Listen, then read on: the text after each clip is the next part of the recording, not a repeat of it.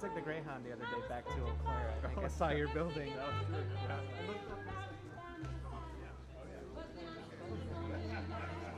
I'm not gonna go, like, you'll be my point of thing where I'm not gonna go past you. And I'm not gonna go past her.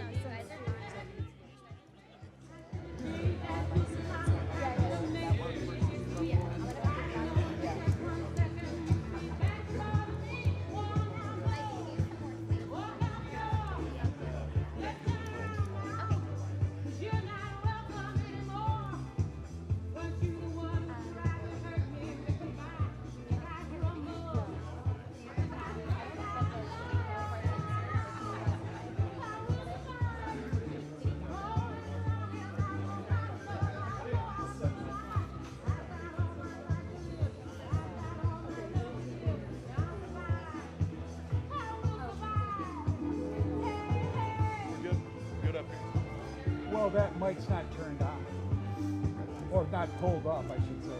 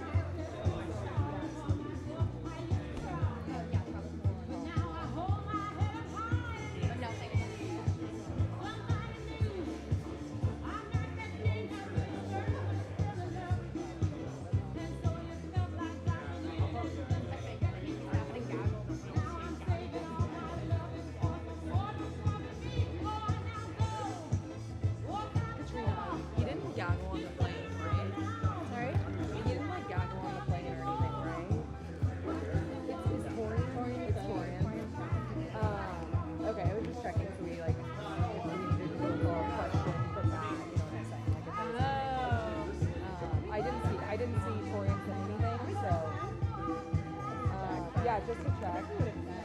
I think you would have too. But I'll try. You know, it's good to see you outside of court. I don't know if the construction site, whatever it is much better, but it was better than being yelled at by the cutoffs. So I will say, I'll be like, nonstop on the road. Yeah, are you mostly Vance now, or what is the deal? I mean, I still like Trump, and then they actually threw me on the wall. But that's kind of you got lucky. And I was like meeting people in Minnesota all last week, which is great. It's so great. But you're not court specifically. You're just, you know, you're so clean and nice. Yeah, You're like, they have me like on Trump. okay, right. But I'm also because I'm shit. Oh, that's kind of like Jillian, but like you actually have a lot of grades. Yeah, they're going to let me do senior course. Okay. It's been a mix. Yeah. Fun to be on the Yeah, for sure. Yeah, but like I don't have to. It's really not. hurricane in between. Yeah, and then there's just like a couple hurricane days. That's practically blown away, but they have like correspondence on it. They just don't marry. It's so much. Yeah, it is. You know, a little less than 100 days. Like, if I make it through this, I can make it through. I really feel like we're like in a marathon. No, right now it's like we're like third quarter. It's 90 days today. Is it today? It's 90 days. That's how countdowns work, right? I know.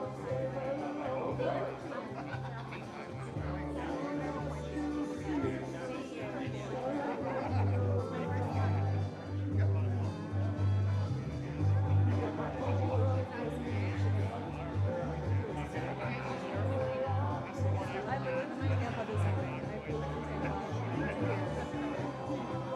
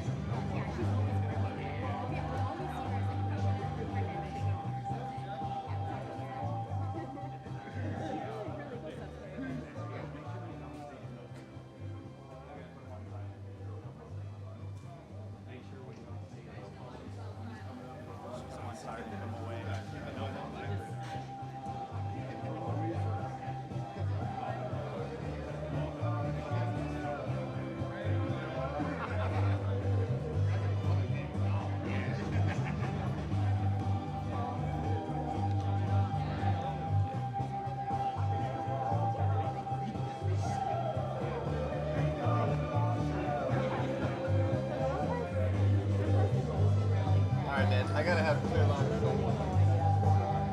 And it's driving me nuts because like that means I don't know where I'm going. But if I have to stick it out at Yellowstone for a couple days, I'm not complaining. But no, I'm so excited. I was actually considering leaving tonight, but I flew in from Tampa this morning and I was like, do I want to go to this and then fly out again? No, I'm gonna stay in Minneapolis tonight instead and then fly out tomorrow. Where are you staying? Hilton, like a curio. I think it's called. Starts with an M. I don't know.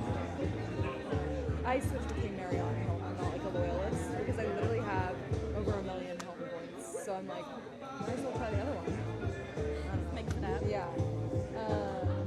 But also, you already booked your. Oh, you're not doing this one. Never mind. I was gonna say, all the hotels were like getting up to me like $700. Like everything's I am like, actually going to Las Vegas. Right. there's so many options. Stay. Do you do Marriott or Hilton? So, oddly, I don't like staying on the Strip. I don't know where her event is, but it's probably not on the Strip. There's a Hilton, and it's called the Virgin Las Vegas. It's like not the nicest and newest, but like big rooms, which I always appreciate. And it's outside.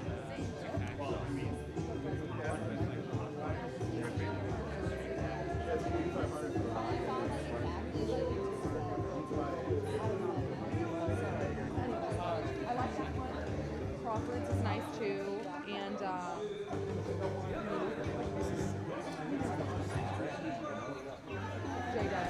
okay.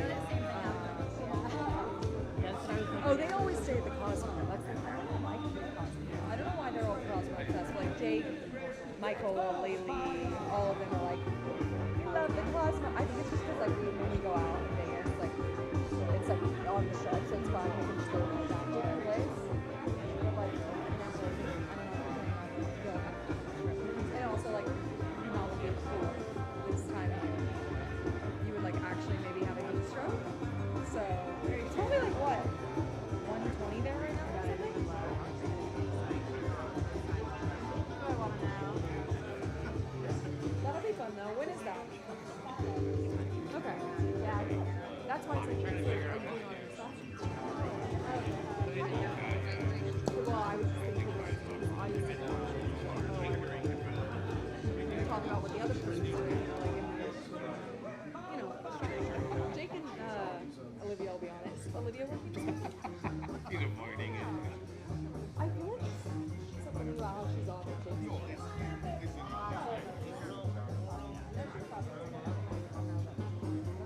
Burley needs some time off, I'll tell you that. Burley needs some time off, I'll tell you that. Yeah. No. I really messed up 2 rounds this entire year covering him. I got so lucky. Like, those poor things. Like, going through it. I just feel like I don't know if I can handle that on top of everything, you know? Like, that would just be shit for my mental health. Like, it's just, I think they're all just really struggling with it. More than they admit. Yeah. I think maybe more than they know. Yeah, I think it's gonna hit like in 90 days.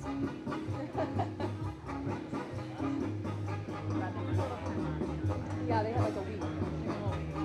Olivia told me when she did like one thing like during it.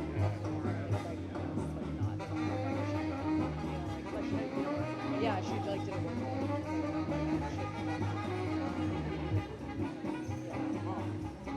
You weren't there, right? Although I almost didn't want to go because my dad was there.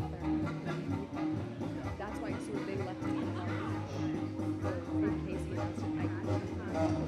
Like it's not. Still protectively, I'm like, oh, did y'all make the wrong protective call there? Did y'all? Yeah, but good for you. No. And like this left to stay in West Palm. I've been the one is really bad. I practically like should have paid rent in West Palm at this point. I stayed with Canopy or the bed. Those are my two go-to. But the bed like sometimes can be like $800.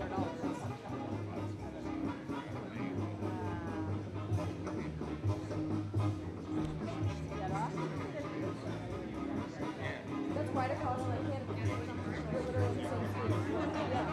But you don't get like good points for it. You're like, when are you gonna use this? And you're like, points don't even matter. It's just available. Yeah. And it's like not super nice. No, so true. Yeah. Oh yeah. Her. Yeah.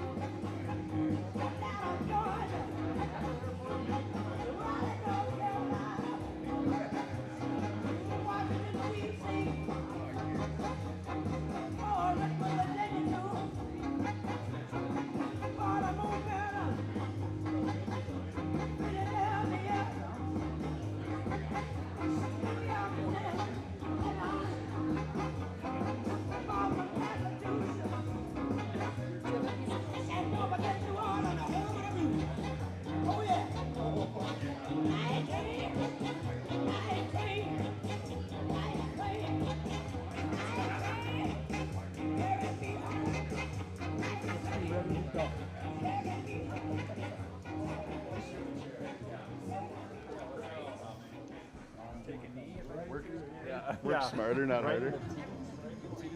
I'm gonna scream at that.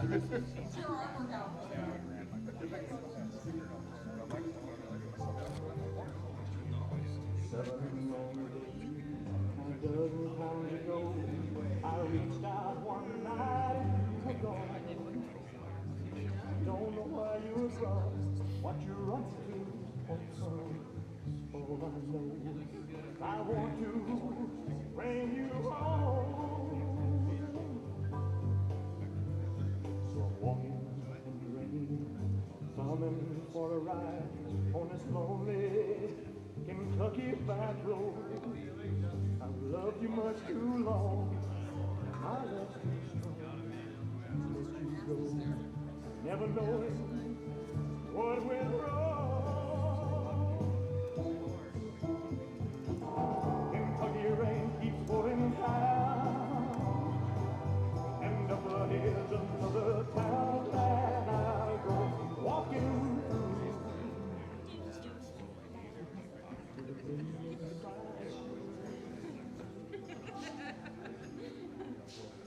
Searching for you. Oh, Kentucky rain. Oh, Kentucky rain.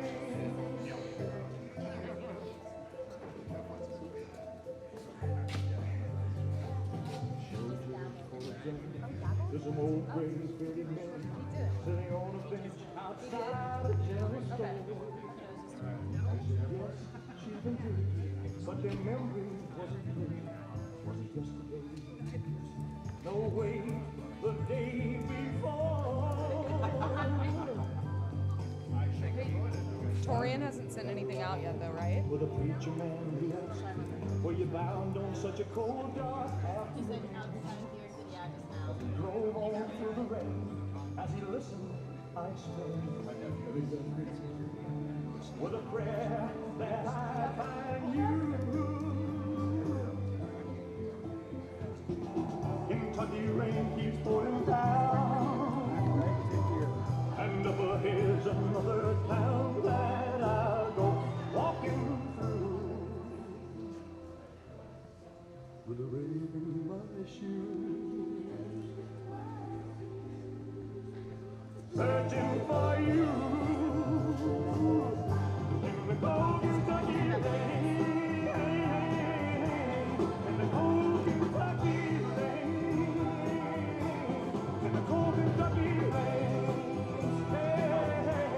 in the cold Kentucky rain, cold Kentucky rain.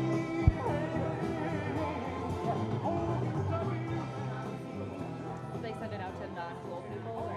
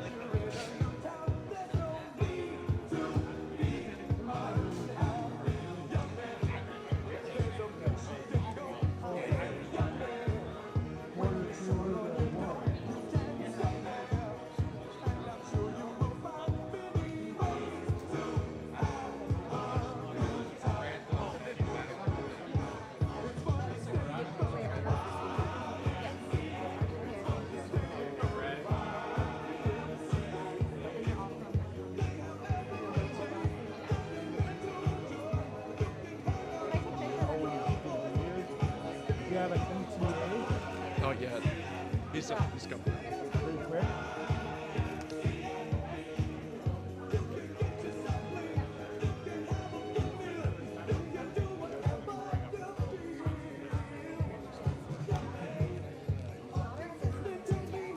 Does this look good and everything for y'all? Is this good to go for y'all? Yeah, I mean, I told everybody I'm going to be right below this. I don't think that probably about the middle of that podium and up is what they take the shots. Okay. You know, the mic's on, but no one's here. You can hear a little bit off the mic. Okay.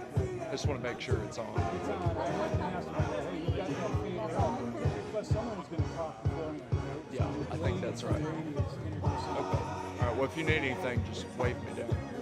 Yeah, I'll go. You'll let me know. You can run over there or something. I don't know.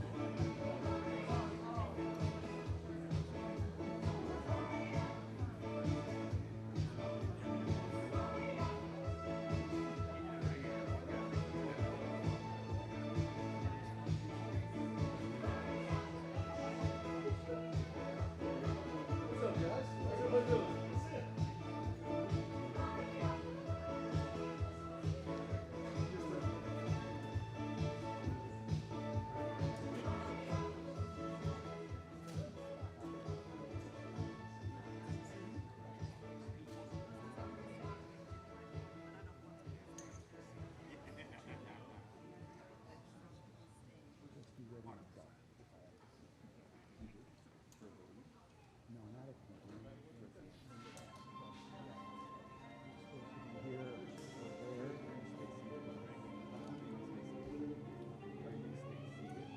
I'm not getting that. Yeah. This is a man's world. This is a man's world.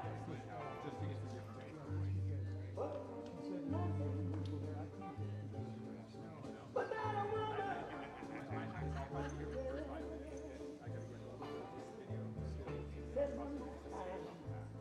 This is a man's world. This is a man's world. But it gives me nothing. But not a woman. Oh, yeah. See, man made the car. It was over the road. Man made the train. Carry the heavy load. Man made the electric light. Take about the dawn. Man made a boat for the water. Like Noah made the ark. This is a man's world. But it wouldn't be nothing, nothing. Not a woman on the girl.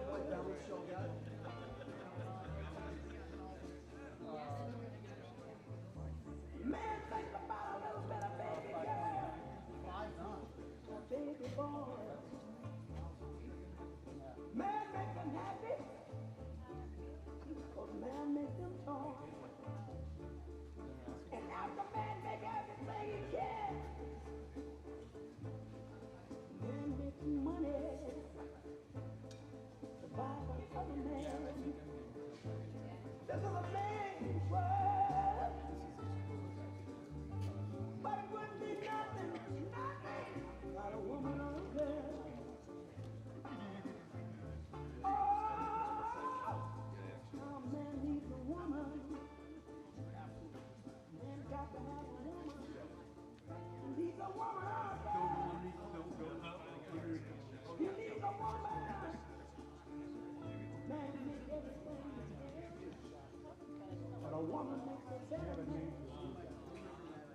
Man needs a woman. Man think about anything above. Man think about love. Face the facts. Gotta face the facts.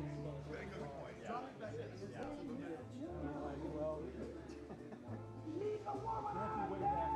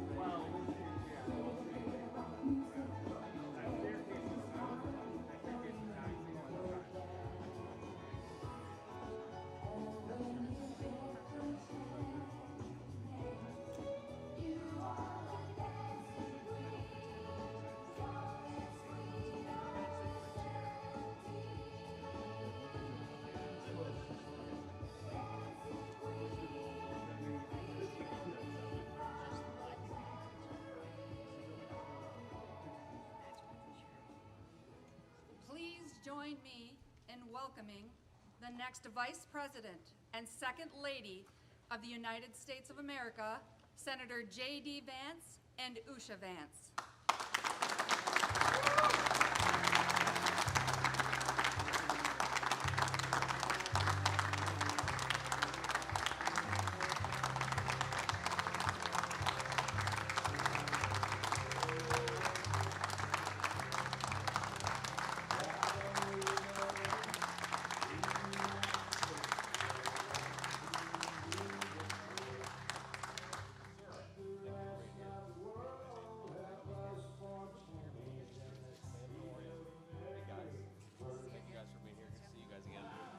All right.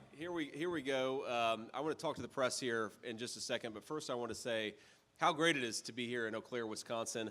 I believe we're going to get some ice cream afterwards, and I think there's already some debate about which place we should go to. So hopefully we're not going to cause any Eau Claire rivalries here. But I'm excited about it, and we've had a good day. We actually just saw the vice president's plane on the tarmac. We landed about the same time that she did.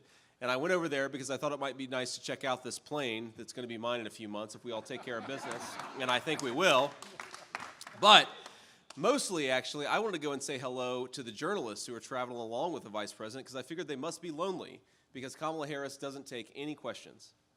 And I want to just point this out before we let the media ask me some questions that I think it's really disgraceful, both for Kamala Harris, but also for a lot of the American media that participates in this stuff, to have a person who has been the presumptive nominee of the Democrat Party for 17 days and refuses to take a single question from the American media.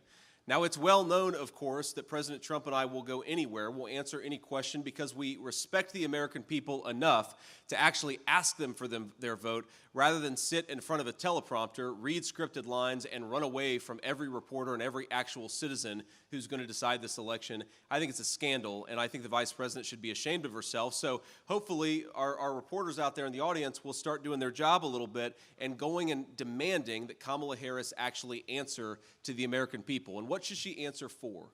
And I think it's an important thing to point out here before I kick it over to you guys for some questions. Well, one thing she should answer for, we're in a great American manufacturing facility here, and I appreciate y'all showing up and standing behind me. But one thing we know is that you cannot manufacture in this country unless you have access to low-cost power.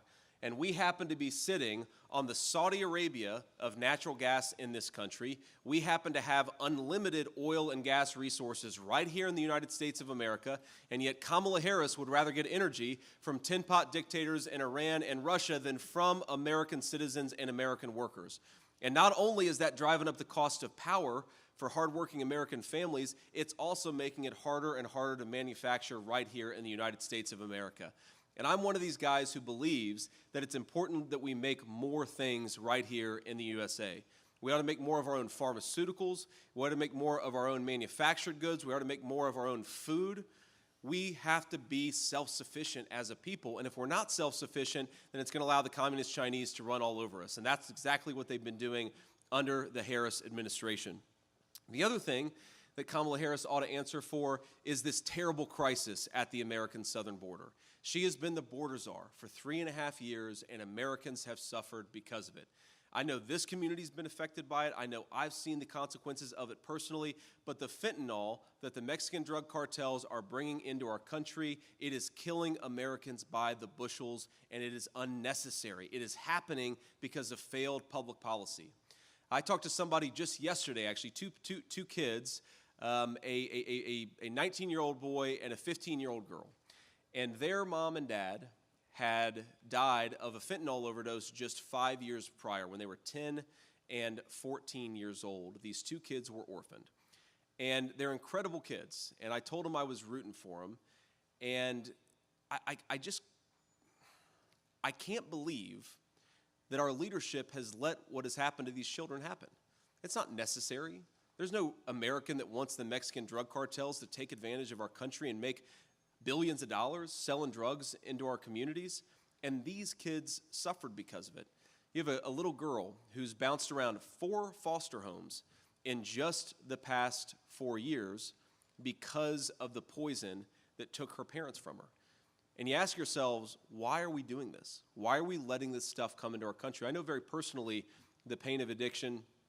Some of you saw my RNC remarks, but my mom struggled with addiction for pretty much my entire life. And she's been clean and sober for nearly 10 years now, and that's an incredible blessing for my family, an incredible blessing for my kids to be able to get to know their grandmother. But I really believe that if the poison that Kamala Harris is letting come across the border in 2024 was coming across the border 15 years ago or 12 years ago, I would have never got that second chance with my mom. And we would have never had the opportunity to see her build a wonderful relationship with her 3 grandchildren.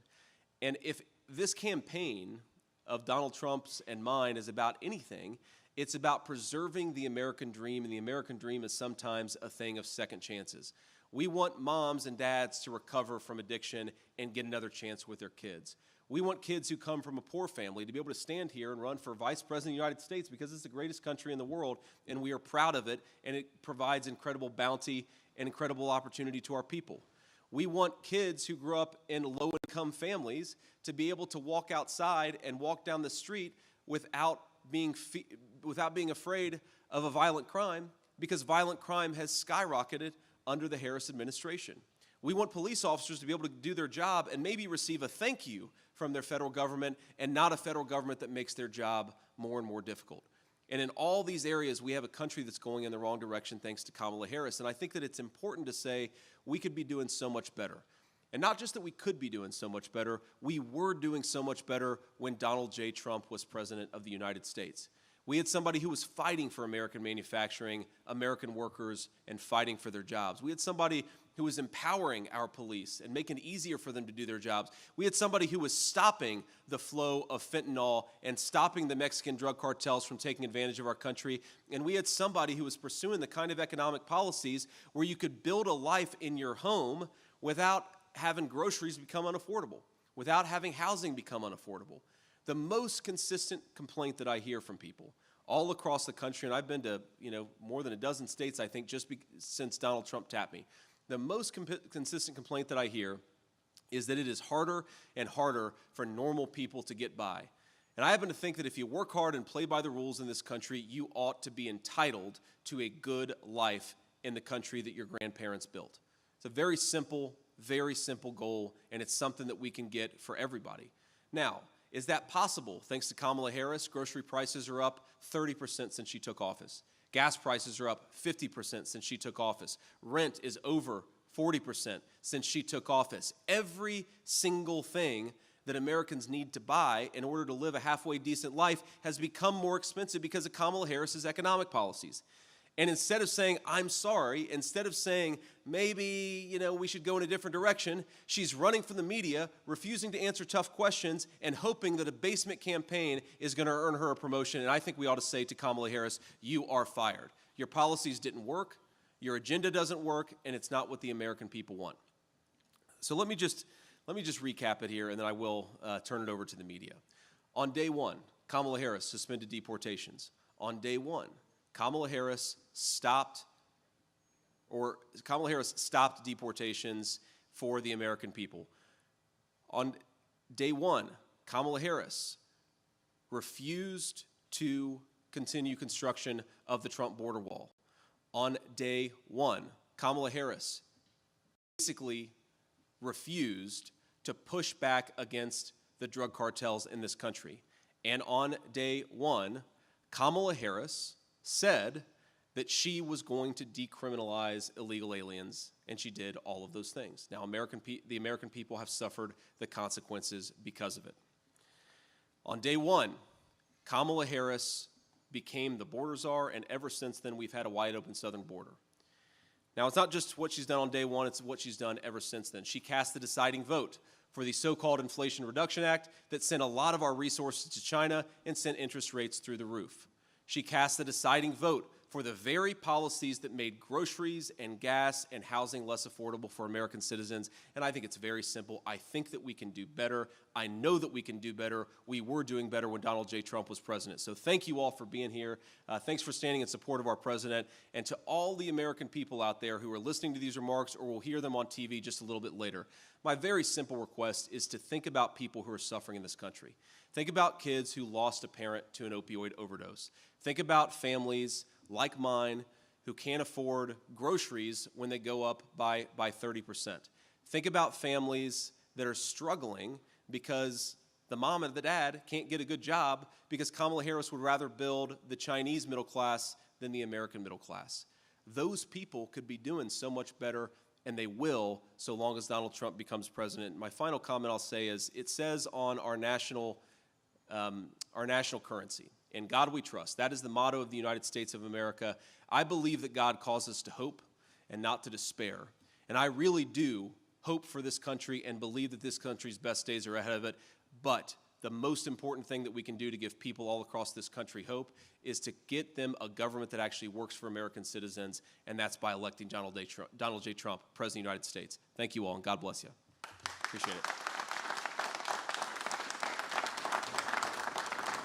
And what I'd like to do here, is start with the local reporters, and then if we have questions from national reporters afterwards, then I'll call on you too. So if you're a local news outlet, if you throw your hand in the air, and I'll try to call on you.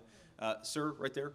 Hi, Daniel Gomez, WEAU 13 News here in Eau Claire. So, we just talked about the border and everything and talked about addiction. You know, here in Eau Claire, earlier, like 5 months ago, we lost 2 hospitals, including an addiction resource center. Great question.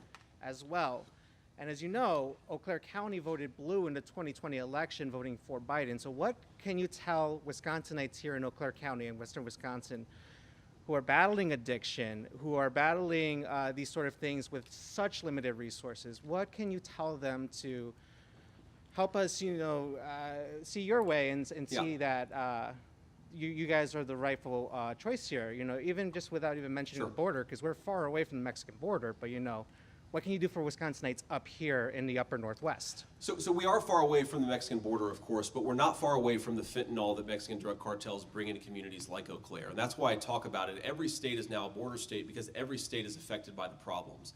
But particularly on this question about hospitals and how do we actually reinvigorate hospitals in some of our small towns and more rural areas in our country, I think there are 2 answers to this question. One goes directly to the immigration problem and one doesn't. Look, first of all, we need to actually invest in our hospital system. We've seen since Obamacare was passed, we've seen a lot of rural hospitals, hospitals in small towns close down. You cannot have a good healthcare system. You're never going to help people beat addiction if they've got to drive 90 minutes to the closest hospital. So we've got to preserve the rural healthcare infrastructure that exists in this country.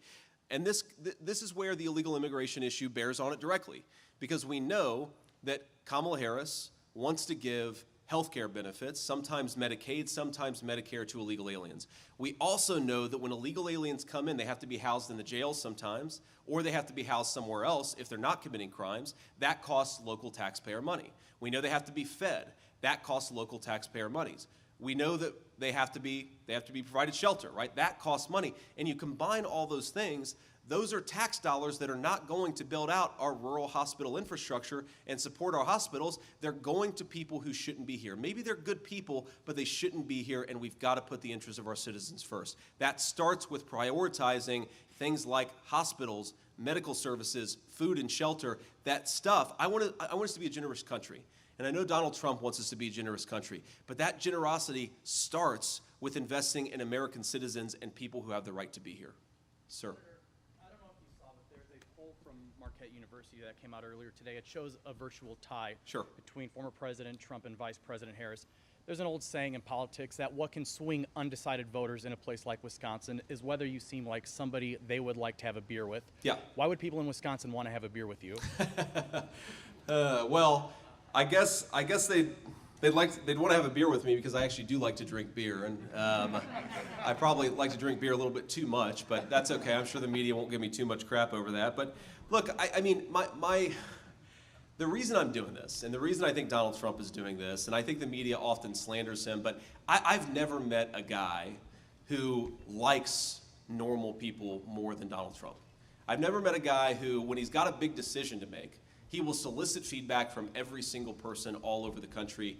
It's funny, when he was actually thinking about who was going to be his vice presidential running mate, I met with him actually the morning of the attempted assassination. I think it was Saturday morning. And he said, you know, JD, everybody's asking me what I am going to do for VP, and I'm asking everybody. He said, in fact, this morning, I talked to the gardener at Mar-a-Lago. And I said, well, sir, what did the Mar-a-Lago gardener say, right? This bears directly on my life. I'm very curious here. And look, I'm very much the same way. I mean, I like the people of this country.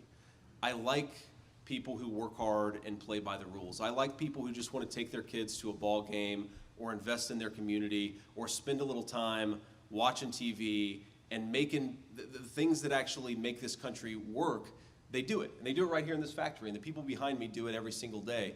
And I think that to lead this country, you should feel some gratitude for it, and you should feel some admiration for the people who actually make the country run.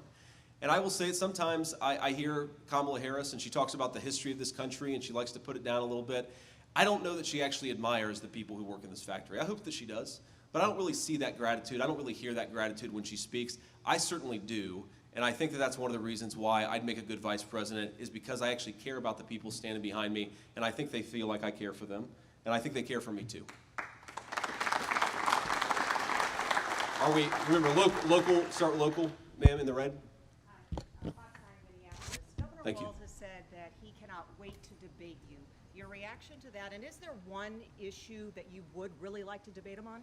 Minneapolis here. We're trying to focus on Wisconsin, but I'm sure your reach, I guess, spreads across the border, so we'll answer the question.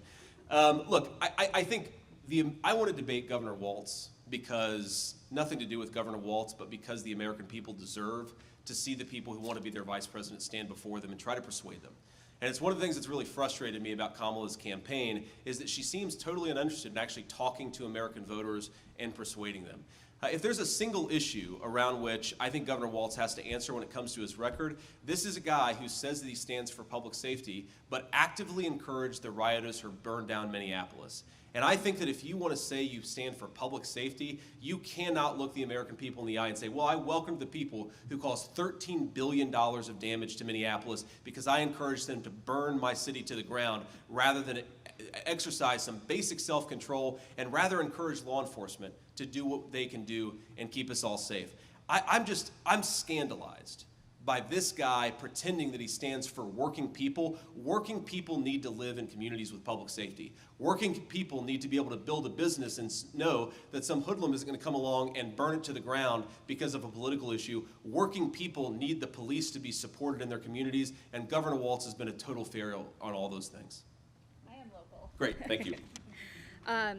Do you believe elections in Wisconsin are conducted fairly and securely? Obviously, your running mate had some issues with that in the last election.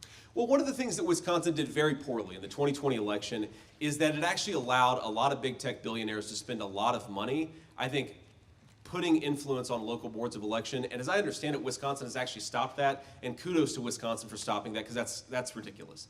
You cannot have private billionaires who own social media companies buying up public boards of elections, influencing public boards of elections, and again, as I understand it, that stopped. So I see a lot of reason to be optimistic about the election in Wisconsin. Of course, President Trump and I want there to be a free and fair election because we want every legal vote to count. That's the hallmark of America's constitutional republic, is that everybody's vote has to count, but for everybody's vote to count, everything has to be safe and secure. I feel a lot of confidence about Wisconsin, but certainly as a campaign, we're going to continue to monitor things. We're going to continue to make sure that people are doing things the right way. And I think the voters of Wisconsin should have some confidence that the Trump campaign is on top of this stuff and focused on this stuff. And we think we're going to have a great election in Wisconsin, and I think we're going to win.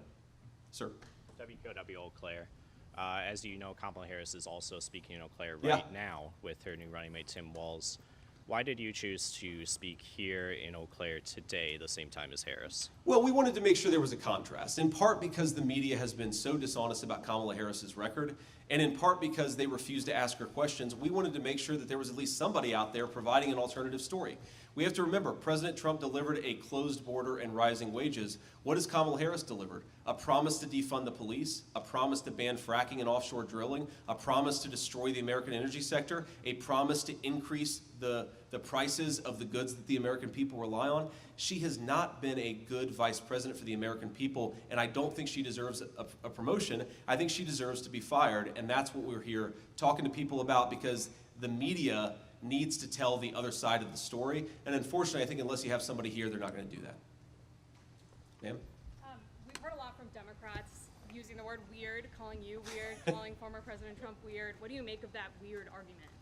I think that the weird argument honestly came from a bunch of 24-year-old social media interns who were bullied in school And they decided they're going to project that onto the entire Trump campaign. And the reason it doesn't make sense is because you ask who's weird, right? I think it's pretty weird to be the border czar and to open up the border and allow fentanyl to come into your community. I think it's pretty weird to try to take children away from their parents if the parents don't want to consent to sex changes. That's something that Tim Walz did. I think it's pretty weird to want to defund the police. I think it's pretty weird to pretend that you're a tough-on-crime prosecutor, even though you pursued the policies that made San Francisco such a disaster when it comes to crime and public safety. So if they want to call me weird, look, I've got my wife here, I've got 3 beautiful kids at home, I'm a normal guy who wants to live the American dream and wants all of you and your kids to be able to live the American dream. That's why I'm in it. If those people want to call me weird, I think it's a badge of honor. Ma'am. Hope with Wisconsin Public Radio.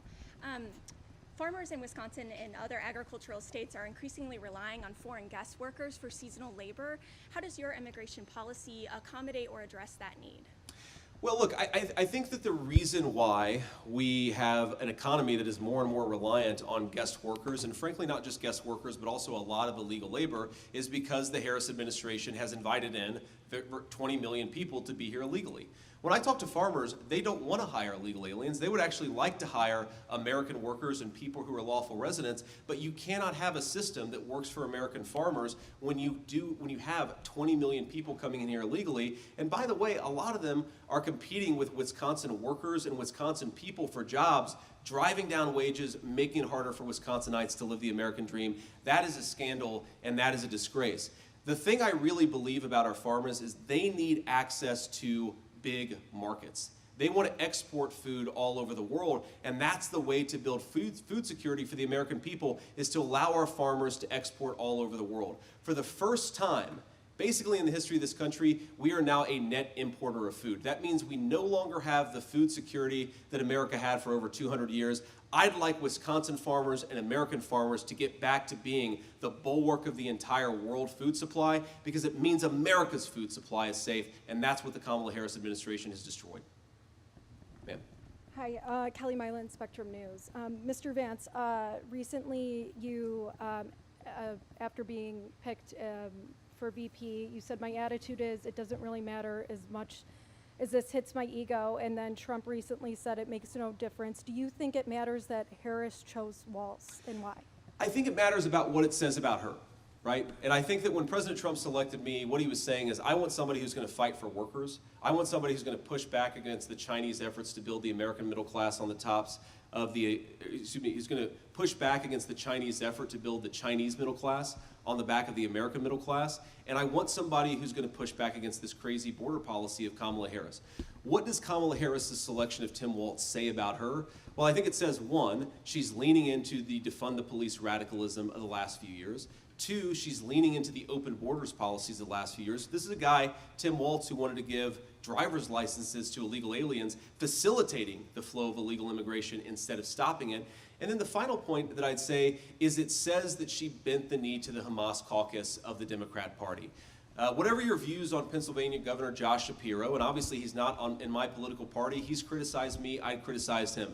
The amount of rage that you heard from the far left saying Kamala Harris can't pick this guy because he's Jewish is disgraceful. I want my kids to grow up in a country where they can be whatever they want to be, and people aren't attacking them for their ethnic heritage, and that's somehow considered acceptable. It's not just that they said it was acceptable. It's not just what these people said about Shapiro. It's the way that the Harris administration and the Harris campaign refused to push back against it. I think it's a real scandal. Yeah. Trump has denounced Project 2025 in its entirety. Is that something that you completely agree with, that Project 2025 and the policy proposals, with everything, Sure. every part of it, do you disagree with all of it?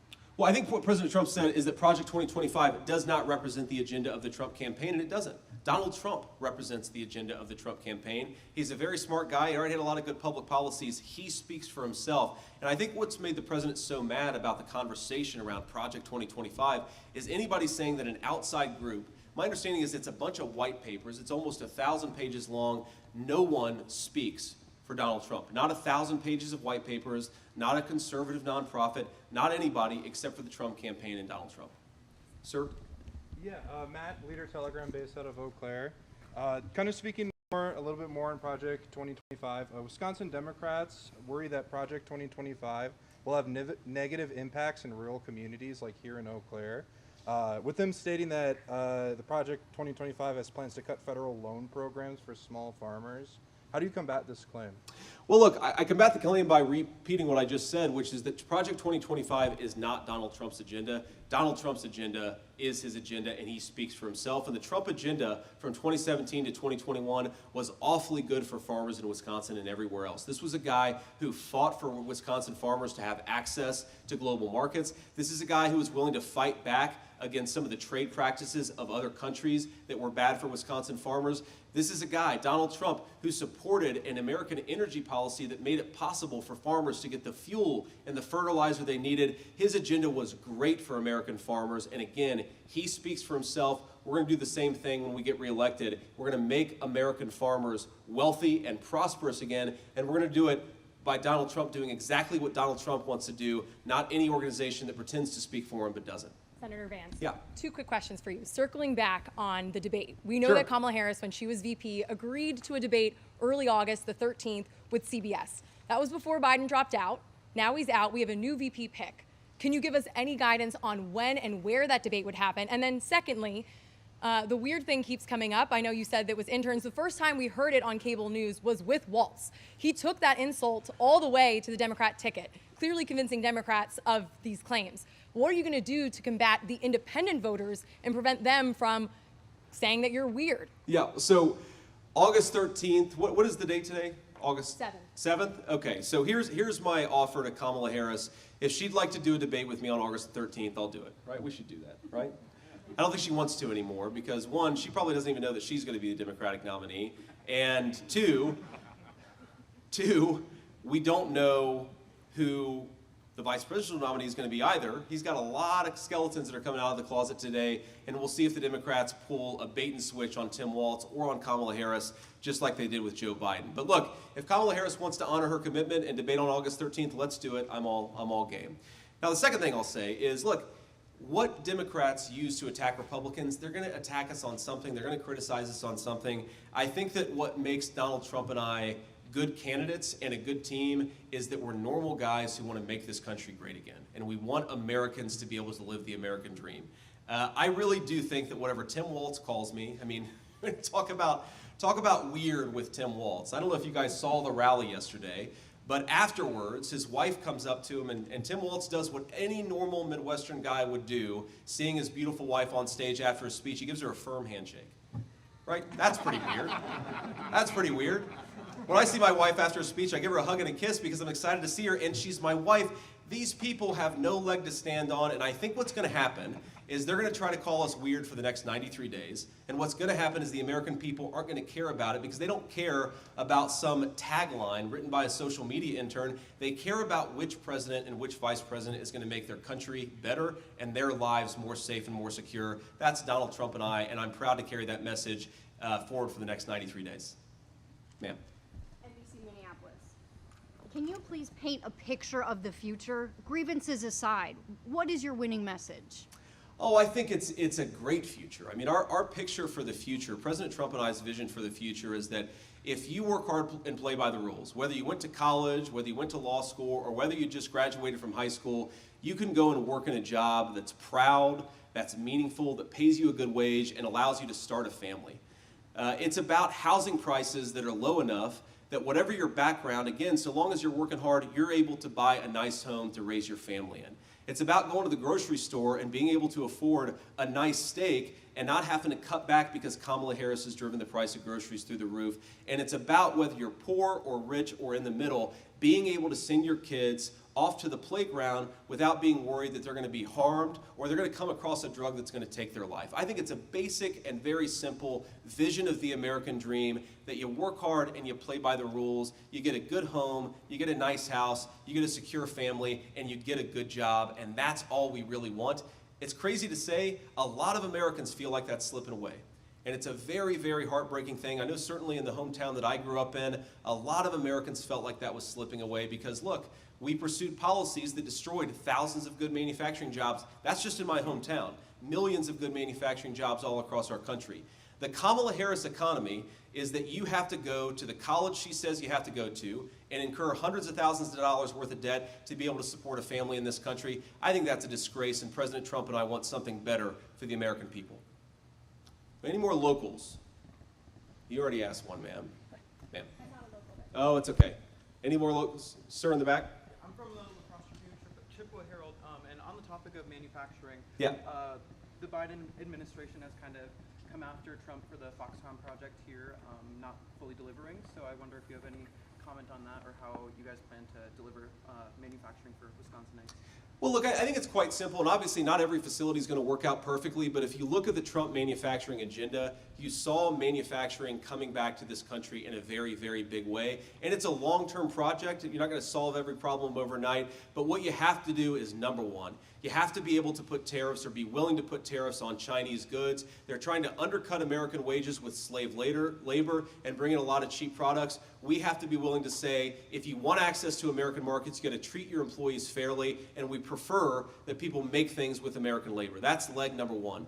Leg number two is you've got to have an energy and a regulatory policy that allows people to make things in this country at a reasonable price. This is the biggest problem with Kamala Harris's policies is energy is too expensive, oil is too expensive, everything is too expensive, which makes it hard to manufacture and build things in the United States of America. The Donald Trump agenda is drill, baby, drill. Get this stuff out of the ground with American workers, get it out of American territory, and drive down the cost of manufacturing so we can make more things in this country and stamp more products made in the USA. I'll do one more question here. Any more locals? Sir, thank you. What's your relationship with President Trump, and are there any policies that you guys disagree on? Look, President Trump and I are very good friends, and we spoke twice yesterday, actually. And, you know, what really unites us is a love of this country and a belief that if we had smarter policies, people could live more safe, more secure, and more prosperous lives. And we're extremely united on that. Now, of course, we're not going to agree on every single issue, but I see my role as the vice presidential candidate to offer counsel in private.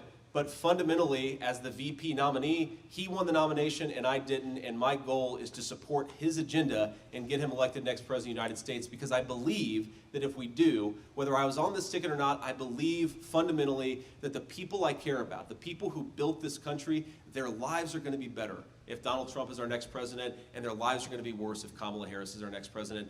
That vision unites me and President Trump. And yeah, he's got a great sense of humor, and yeah, we tell a lot of jokes with each other, but fundamentally we're united on taking this country back and making sure people are able to live good lives in this wonderful country that all of us love.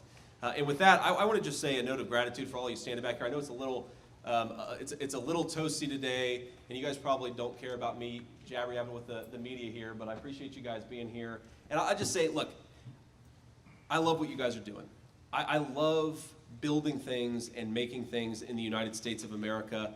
I want it to be easier to build this kind of business, to work in this kind of company, and we're going to pursue policies that make that possible every single day. God bless you guys for what you do, and thank you. See y'all.